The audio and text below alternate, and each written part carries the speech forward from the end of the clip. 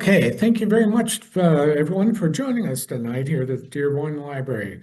We'll be talking with authors Chad or Cian Kushins about his new biography of Elmore Leonard entitled Cooler Than Cool, The Life and Work of Elmore Leonard. But first, I'd like to highlight a couple events coming up soon that you might be interested in. We'll be talking virtually with author Brian Burrell on Tuesday, July 29th on his new book, The Gunfighters, How Texas Made the West Wild. It dispels a lot of the myths you might know about the gunfighters in the Wild West. And then on Tuesday, August 12th at 6:30 p.m., we'll be talking virtually with author Lori Gwen Shapiro about her new book, The Aviator and the Showman, Amelia Earhart, George Putnam, and the Marriage That Made an American Icon. So the Henry Ford Museum has a couple couple of things like a blouse that Amelia Earhart designed. So it's got a lot of local interest. So please join us in. You'll be the registered pages for those events will be at our website, dearbornlibrary.org.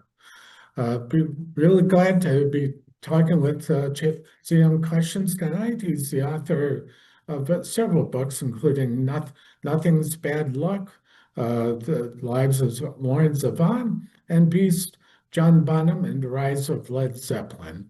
He's worked as a freelance journalist for more than 15 years. And his work's appeared in a lot of places, including the Daily Beast. So thank you.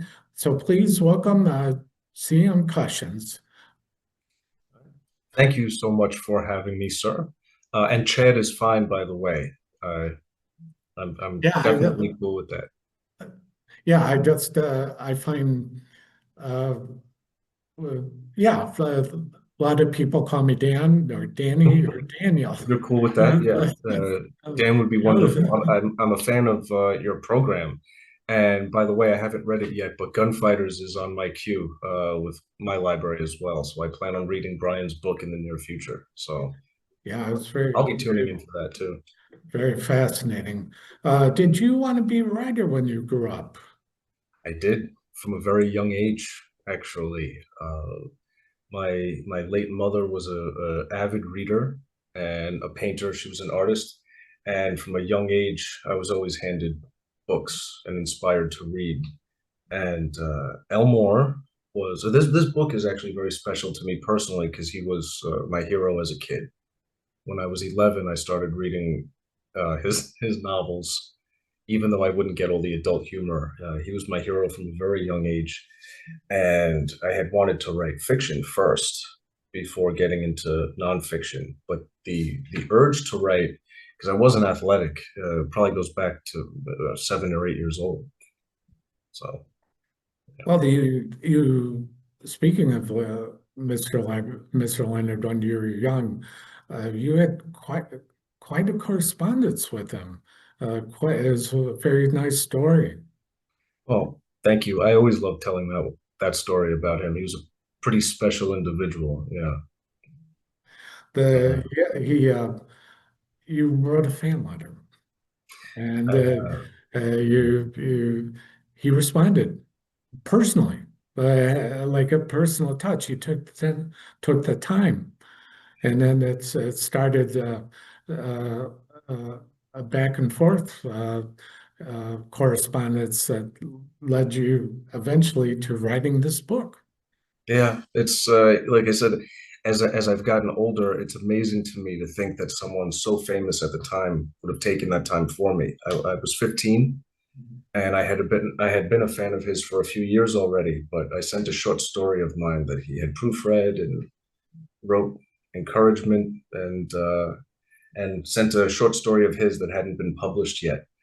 But I met him soon afterwards at a book signing, which was a huge deal to me as a kid.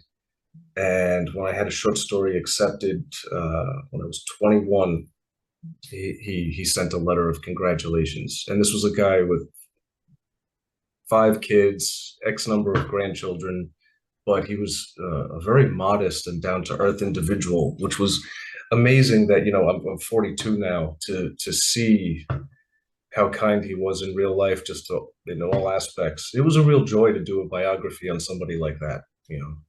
But yeah, Well, the I cited before the article in the recent New Yorker.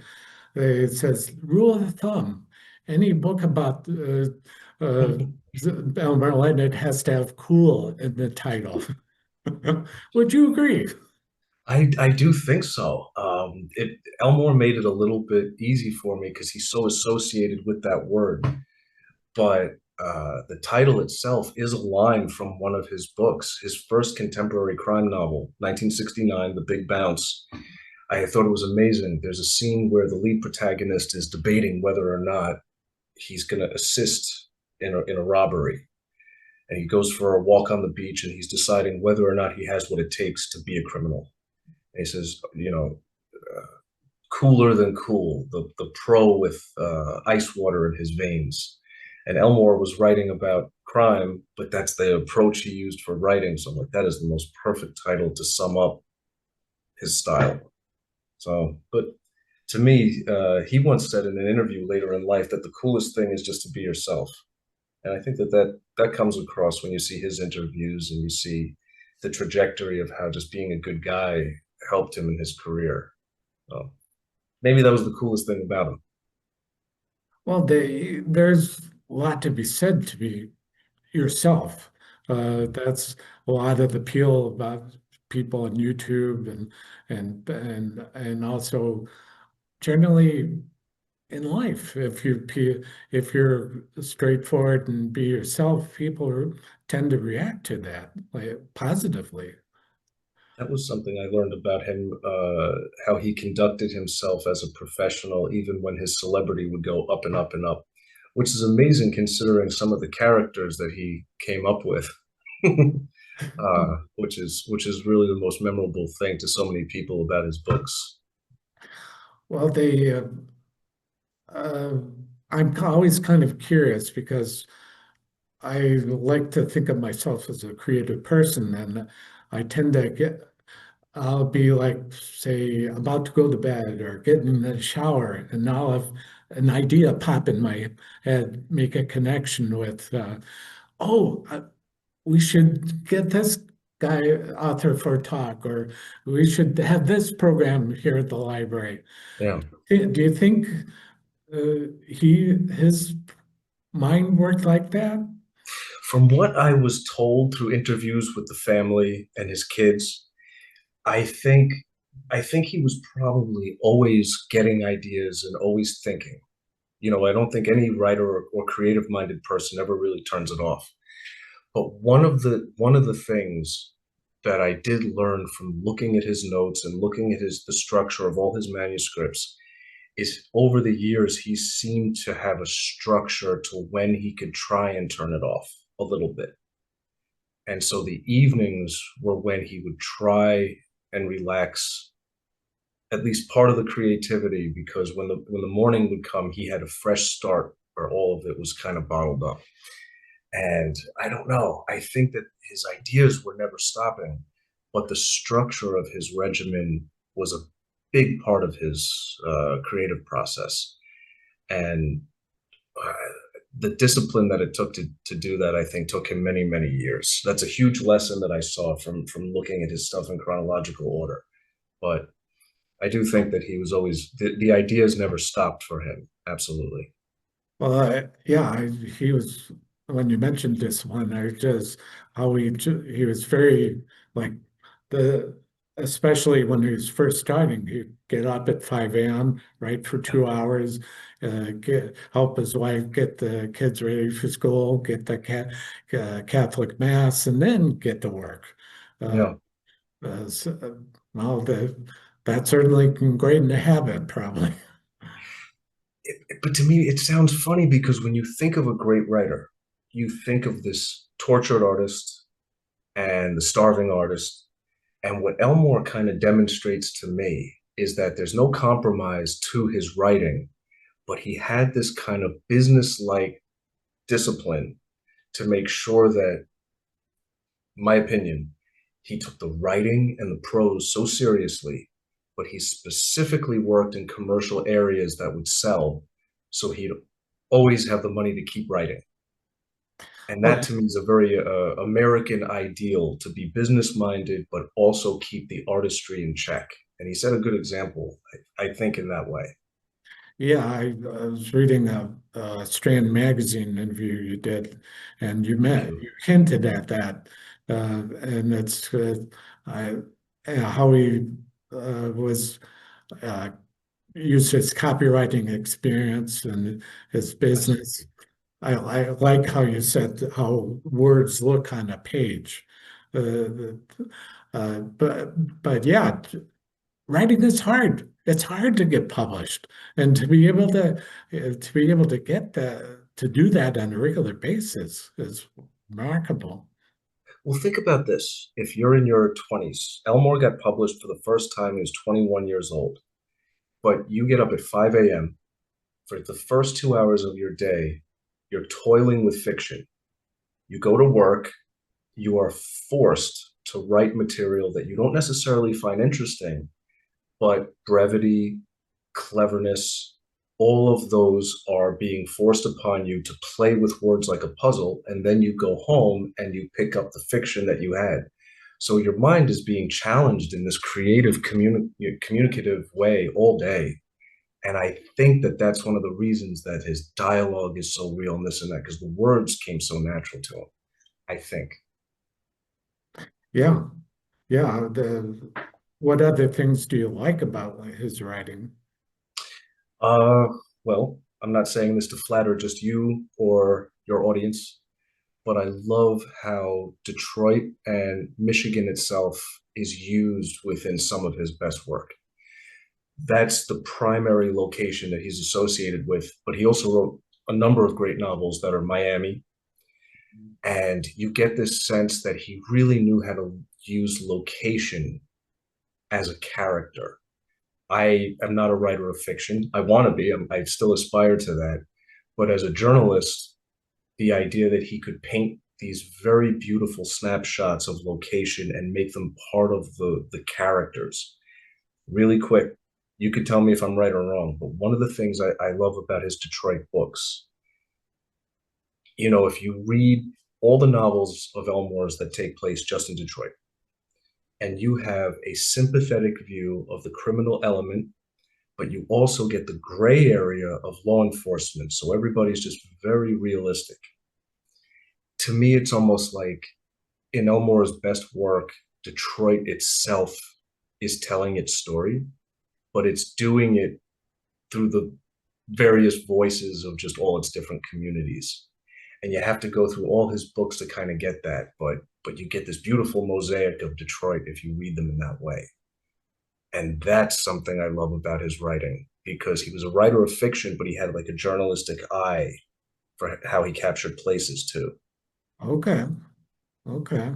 Um, yeah, are a journalist and started out as a journalist. Did you have a hard time uh, doing sort of shifting into biography mode?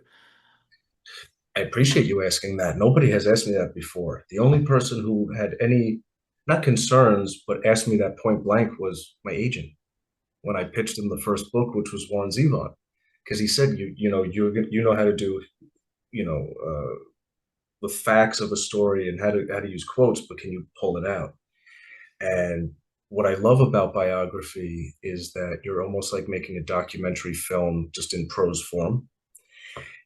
And I like that I get to use journalism techniques not so much to report on events, but on the inner creative life of people that I admire. So the only thing that was really difficult was knowing whether or not I would be able to cut down the material to tell a full life story. But I think by the time I get to this one, hopefully with Elmore, who lived the longest of anybody I've written about, I think that I hope that the journalism really shows itself, but there's still kind of a suspense thing about his life story that makes you want to keep reading. I hope. Yeah, yeah. I mean, you would very easily cover the facts and the detail. It's just the sort of the colors of it, and hopefully that comes through. Well, thank you. I have to say a huge thanks for the two primary sources for that. The Leonard family, his five children, the estate, and his grandchildren all took part in helping with the book, and they were amazing. And the University of South Carolina, where Elmore's archive is, was just astounding in how everything was organized and preserved. So it was about 3 years of in-depth research, but between that and the family, like the experience was really wonderful to go through this gentleman's entire life. Yeah. Let's see. Uh, let's maybe talk a bit about his themes. Certainly, do you think his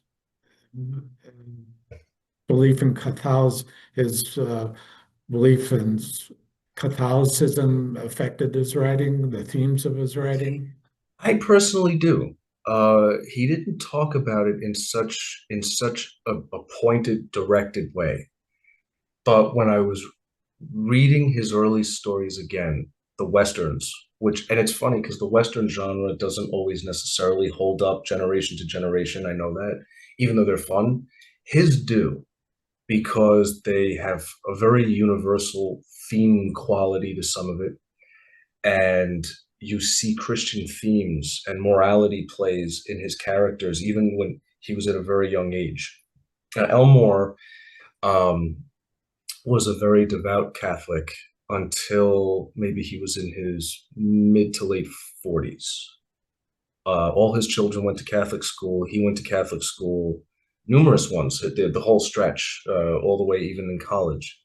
And he joked about this, briefly considered the priesthood because he had a great respect for the Jesuits. But he downplayed it, I think, in his fiction, but the themes are still there. And he conquered his alcoholism and went to AA.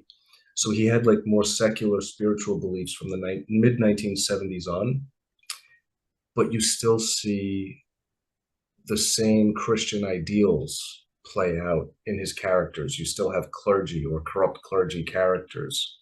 And, in many ways, and his kids agreed with me. I said this, I said, even though he wasn't forcing these beliefs or necessarily saying, I necessarily believe these, it feels like the Christianity and the Catholicism sunk in his storytelling ability. And to me, he's almost in that respect like Graham Greene.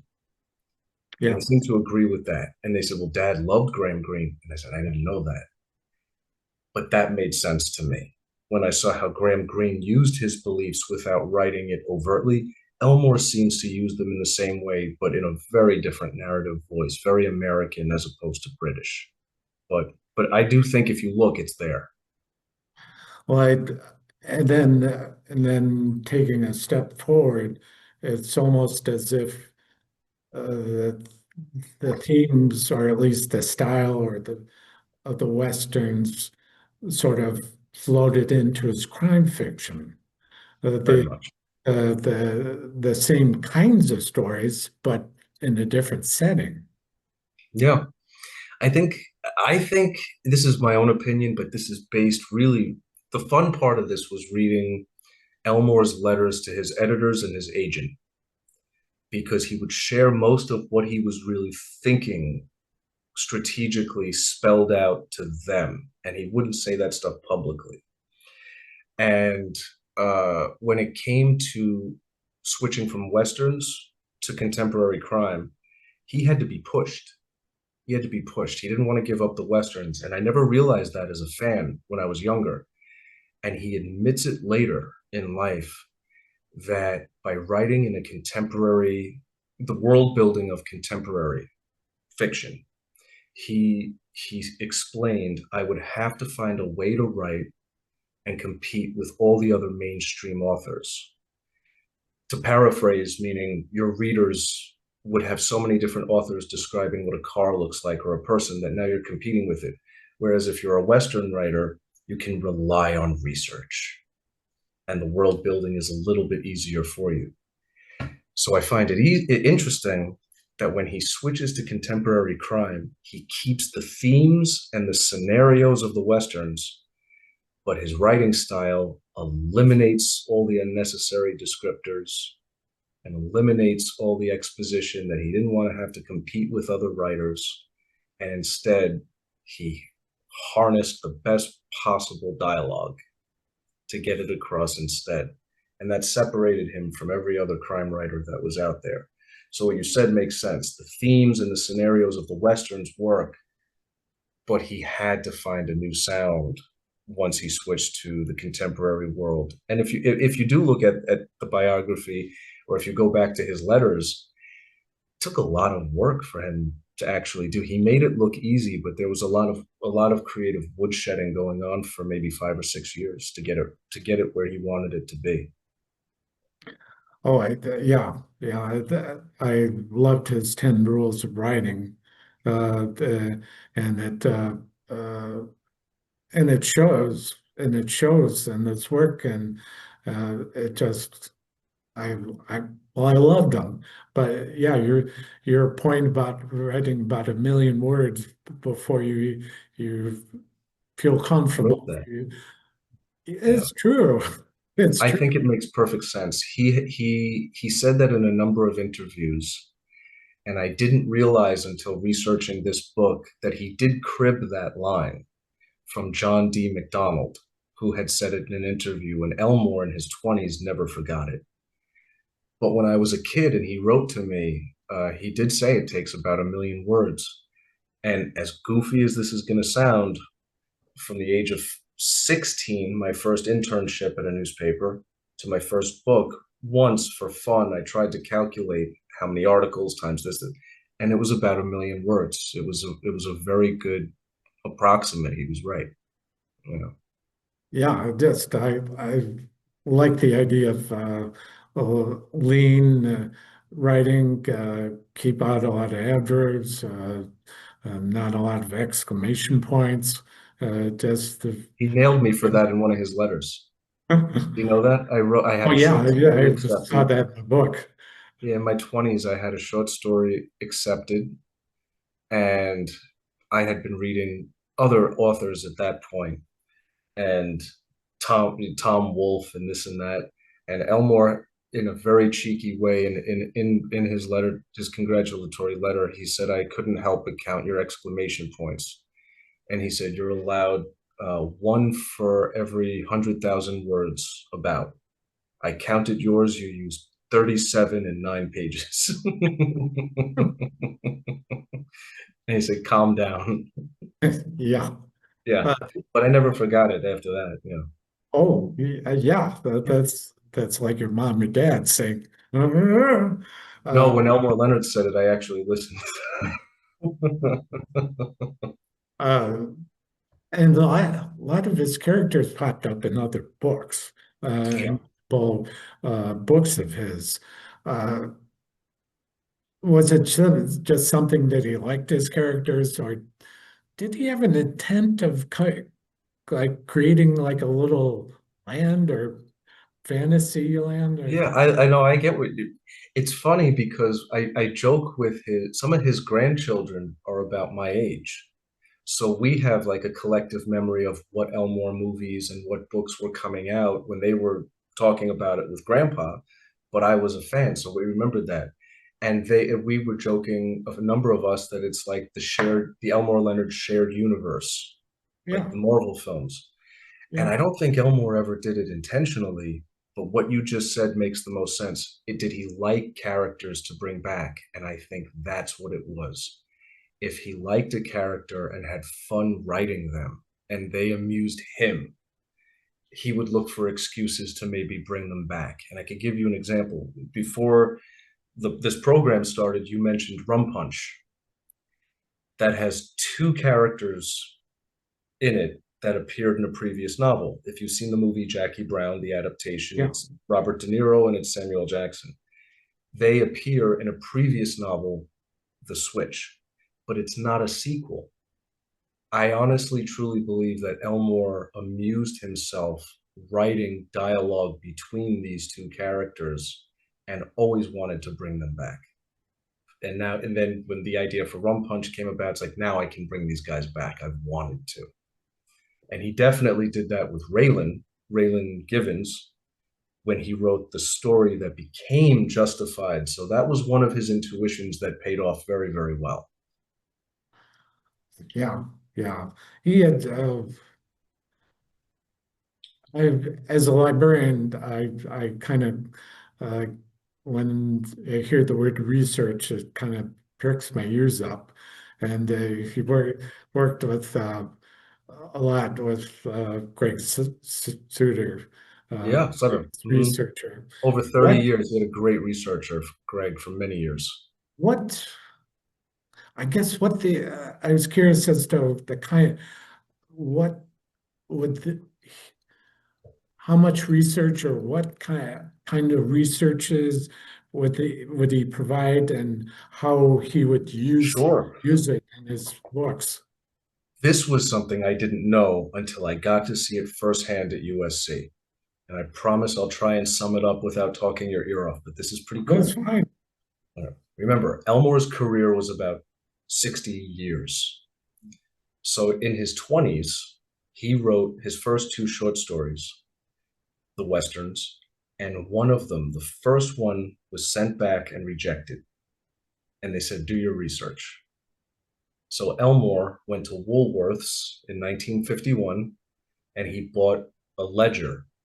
And for 10 years, he kept this one ledger where he taught himself everything about the Arizona Territory, the Apache Nation, what was going on at the end of the Civil War, the prices of everything. He wrote to different military and weapons magazines.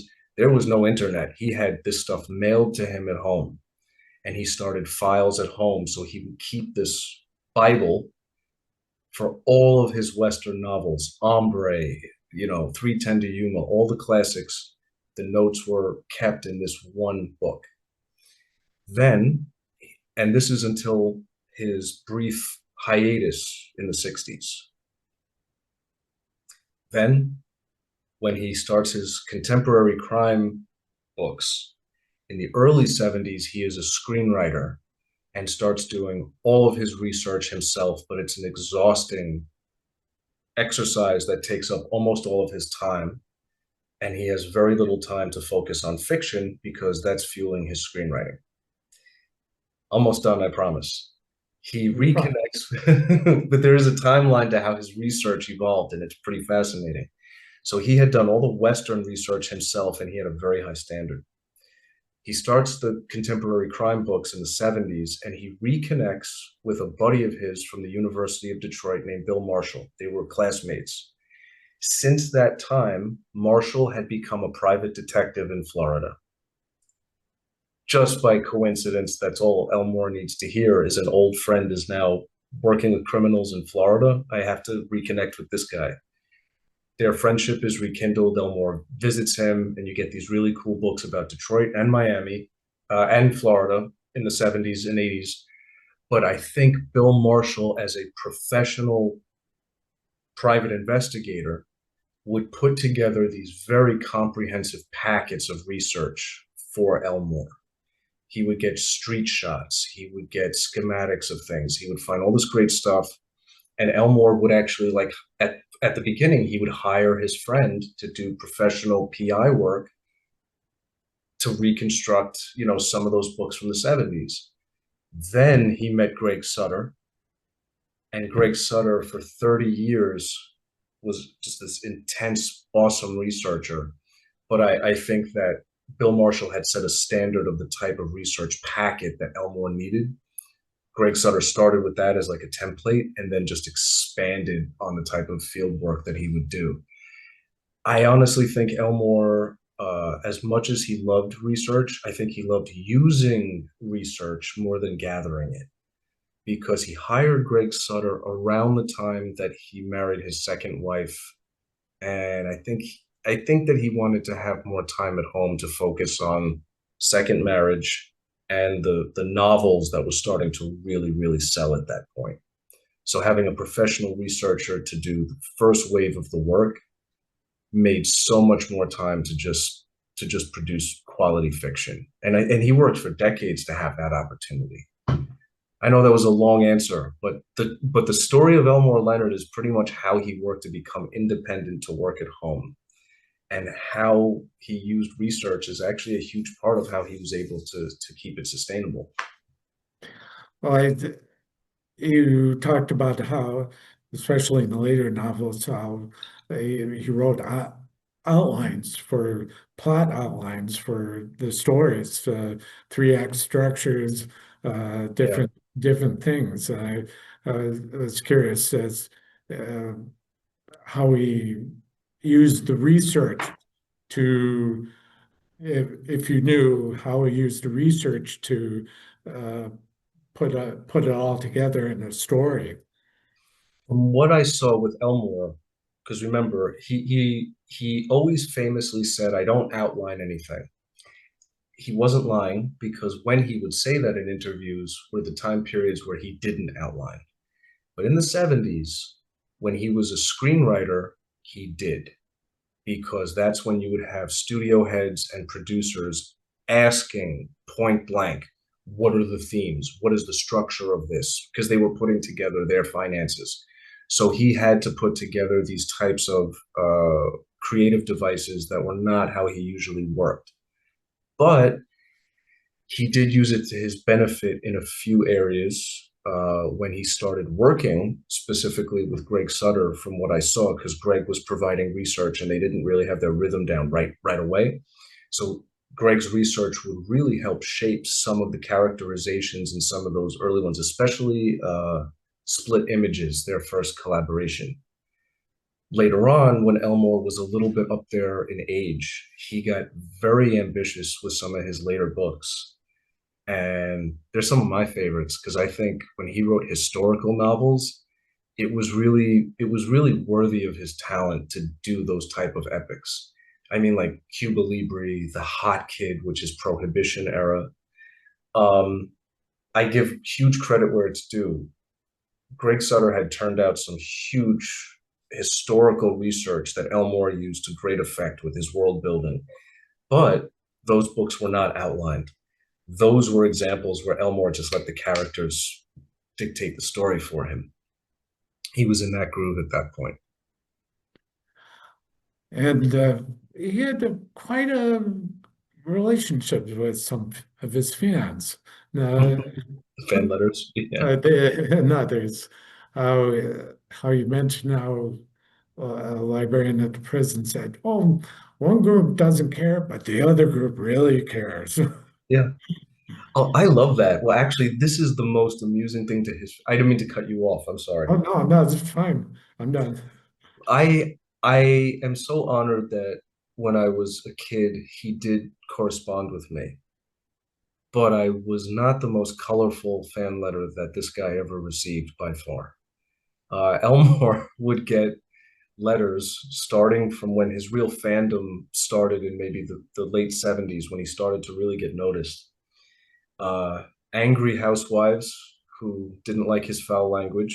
And he would explain nicely, this is how people really talk. I'm going for realism.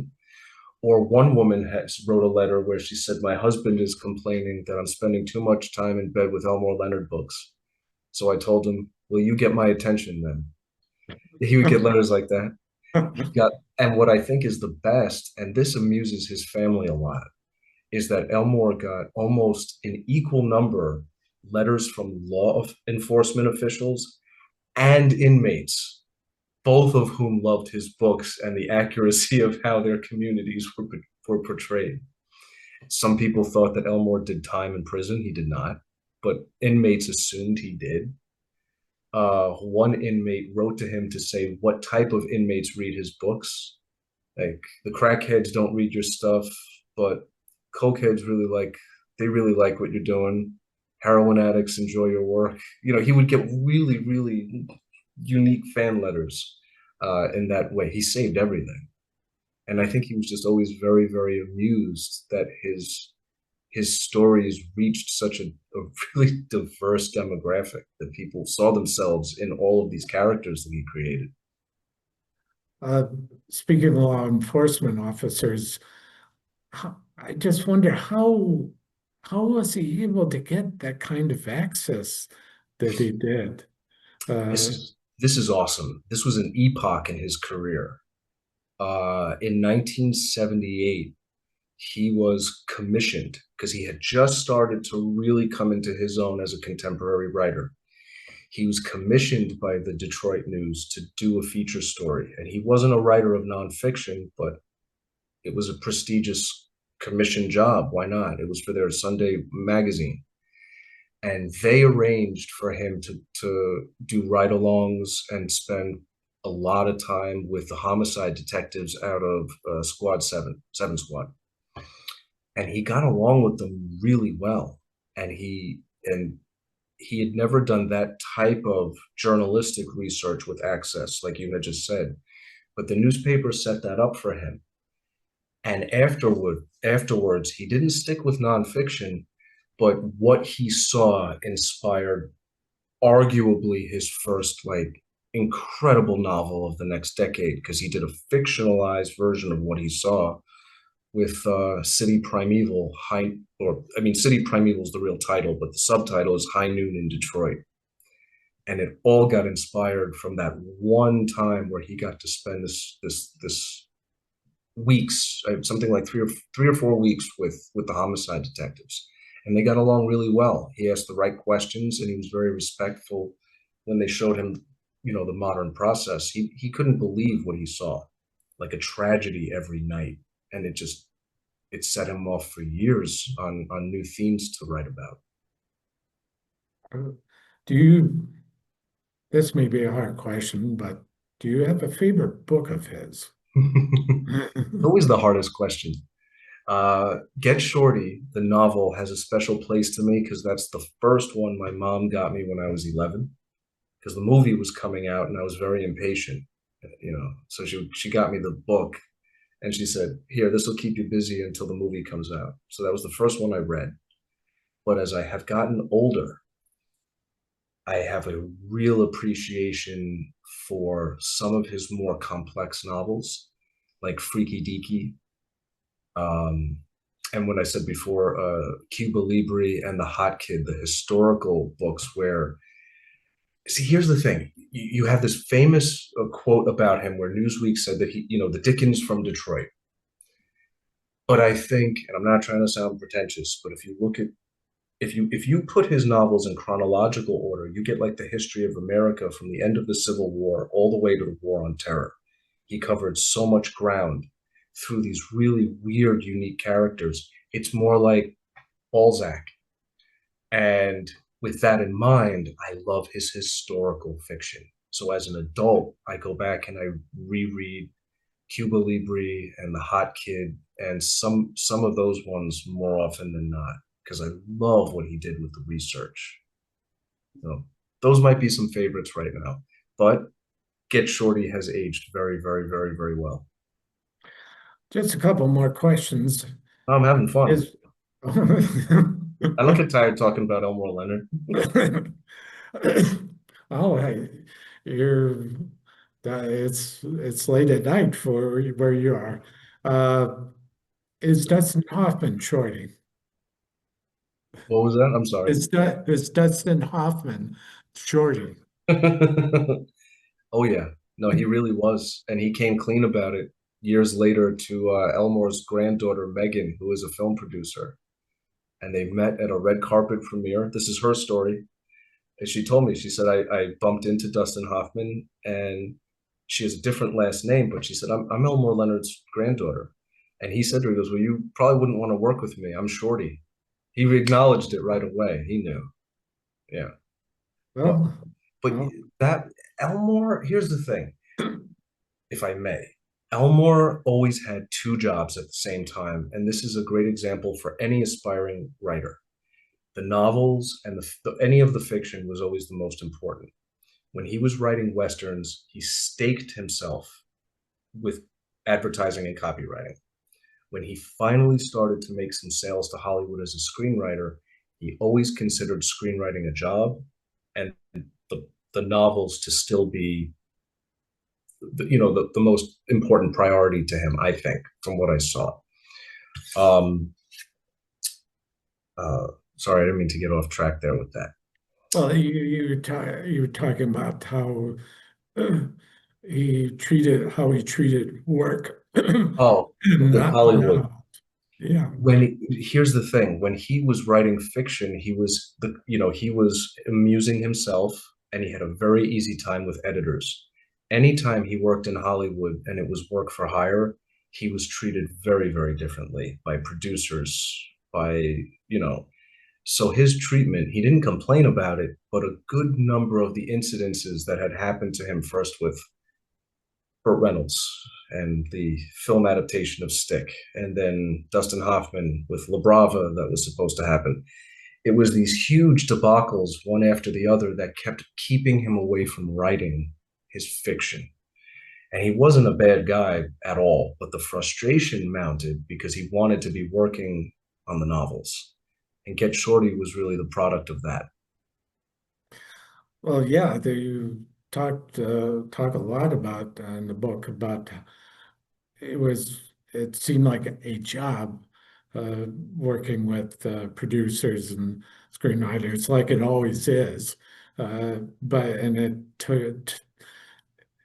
it was very, you made it evident how he was like, I'd rather do the novels. But Yeah, he always emphasized that. But I think he had an appreciation for Hollywood because he made good money from it. And then in the 90s, when he wasn't the screenwriter, but the adaptations started to improve, such as the film of Get Shorty. Then you have Jackie Brown, which is Rum Punch, which is Quentin Tarantino doing his only adaptation of someone else's work. Out of Sight, which had the same screenwriter, Scott Frank, who did Get Shorty. They started to just get his sound and his humor and his pacing right, and he could just sit back and enjoy it instead of having to be the screenwriter.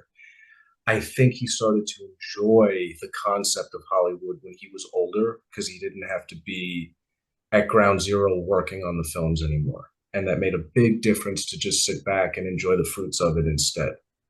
well, yeah, he was established. He had plenty of money, and he didn't Yeah. have to worry about it, so he could sit back. The autonomy, I think, was the big goal all along. And his family kind of confirmed that to me, where he could just get up at it didn't have to be 5 a.m. anymore. Now he could spend the day writing, and that could be the 9 to 5. And that took him decades to establish. Wow. Uh, Correct me if I'm wrong. Are you working on a novel? I did, I am working on one now, my first one. After 3 biographies and studying Elmore Leonard like a master class, I figure if I don't take a shot now, I never will. So I am working on my first one now and another book of nonfiction, though, simply because I can't help myself. I love history and I love writing about real life figures. So a couple of projects right now. Oh, yeah, sounds like a plan. Yeah. So, all right, I'll move now to the Q&A part. For those online, at the bottom there of the Q&A, you can Let's take put in a questions. question. Uh, do you have a question here? Um, Okay.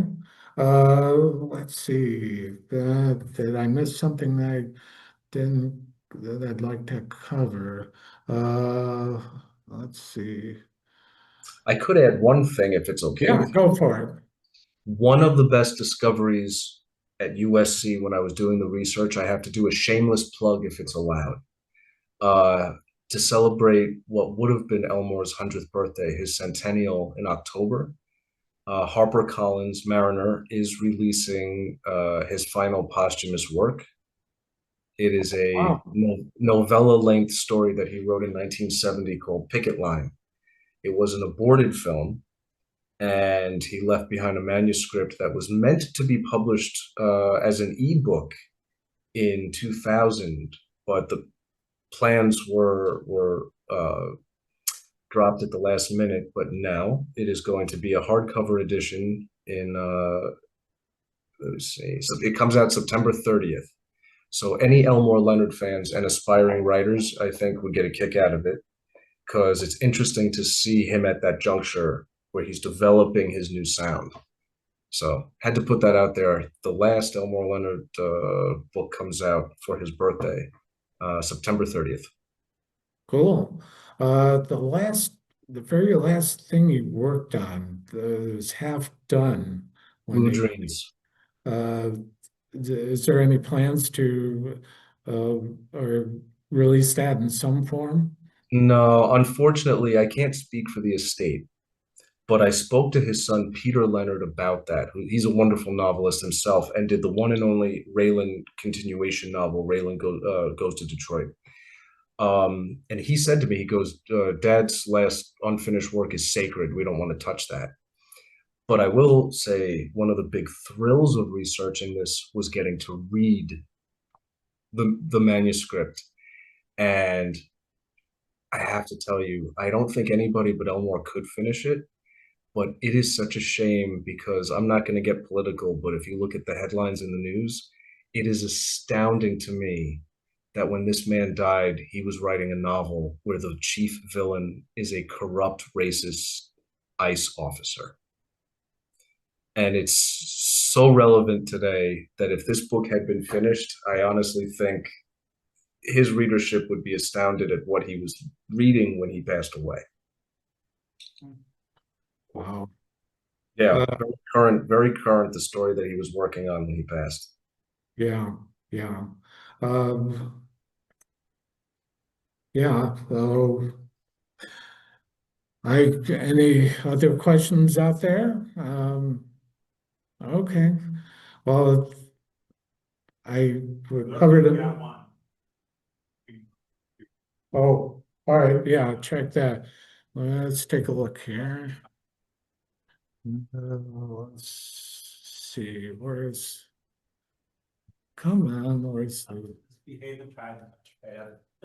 all right. Yeah, do the old fashioned way. I think it's Uh, oh, yeah. South Carolina for papers. And I think we sort of hinted at that Yeah. simply because of all the different authors that they had there in the library. Yeah, the special collections in South Carolina is astounding. Elmore had been invited there about a year and a half before his passing for a tour of it for the acquisition of his 111 banker boxes of his manuscripts, notes. Yeah. And he was given a tour and he saw the Hemingway collection, the Fitzgerald collection, uh, George V. Higgins, one of his favorite contemporaries, his collection is there. Dashiell Hammett. It was a lot of the guys that he admired and a lot of his contemporaries, and that's where his stuff ended up. And I do recommend people checking it out because there will be September 9th and 10th is a gala event where some of the collection will be on display. But anybody that does visit the college and puts in a request, you can look through his stuff. And if there's no photos for it, but if you want to read the pages of his last novel, it is there. So worth the trip. And you mentioned somewhat in the book about how you used friends' names. Sort of not the whole name, but little bits and pieces that kind of represent the characters in some Yeah, fashion. he would mess with people, especially in the 60s, 50s and 60s. He would put his wife's friends' last names into very offbeat characters. Then his children's friends and girlfriends would end up being character names. And it would just be to amuse everybody because it would always get published, so they would laugh when they'd see it. But then he becomes more and more and more famous. And by the time the 2000s rolled around, he was able to raise money for charitable causes. If you wanted your name in an Elmore Leonard book, you could Oh, actually make yeah, charitable when donations. He would do a lot of philanthropic stuff with that same thing later on. Pretty cool. the gentleman who runs the short film theater here, Elliot Wilhelm, is complete opposite of the character that he had in the movie. I think Dwayne Johnson played him. Yeah. Complete opposite in physical nature. And one of my favorites, the one who got the biggest kick out of it, is one of Elmore's historical novels is Up in Honey's Room, which takes place at the end of World War II. And there's a Nazi officer named Otto Penzler, who Oh, oh, his is publisher. yeah, but he's close friend. He was close friends with Elmore. He did it as a joke, and he got a huge laugh out of that when the book came out. Yeah. So, as an example, yeah, Elmore would do stuff like that. Oh, geez. Well, thank you very much for joining us all the way from Berlin, and better let you get some sleep tonight. Uh, but thank you very much for your time. And this was Really wonderful. appreciate it. Thank you for the opportunity, and thank you so much for the wonderful conversation. I hope that you enjoyed the book, and I hope that you read some Elmore Leonard after this. Will do. Take care. Thank you, sir.